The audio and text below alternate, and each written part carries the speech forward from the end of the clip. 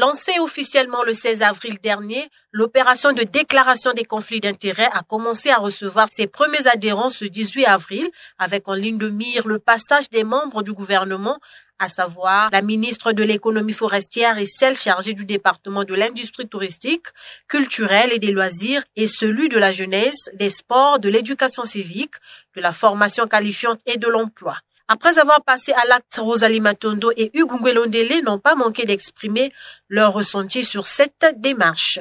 Nous sommes venus faire un devoir, respecter la loi de notre pays qui exige que nous puissions faire cette déclaration. Nous sommes venus ce matin faire notre déclaration sur les conflits d'intérêts éventuels dans le cadre de l'exercice de nos fonctions. C'est un acte citoyen. Nul n'est au-dessus de la loi. Un décret a été signé par le président de la République et nous nous conformons tous à ce que ce décret demande. Donc je suis venu poser mon acte citoyen tout simplement. En plus des membres de l'exécutif, les conseillers spéciaux en poste à la primature se sont aussi conformés à cette obligation qui vise en réalité à promouvoir la bonne gouvernance par l'approche de transparence dans l'administration publique. Une démarche déjà appréciée par le président de la Haute Autorité de lutte contre la corruption.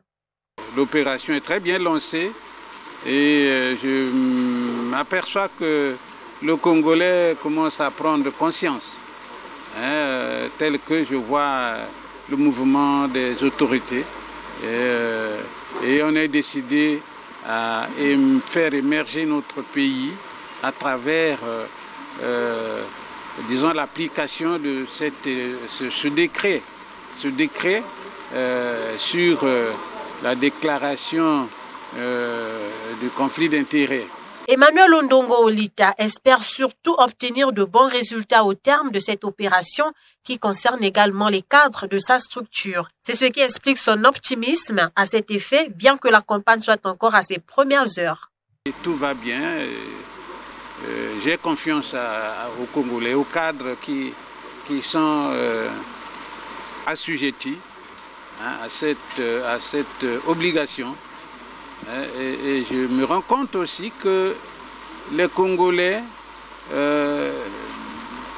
pensent déjà que l'heure a sonné et il faut construire ce pays. Parti pour un marathon qui s'étend sur une durée de près de 2 semaines, dans l'objectif de permettre à la HALC de s'imprégner de la situation de tous les concernés à cette opération qui renforce en clair les pouvoirs de cette institution.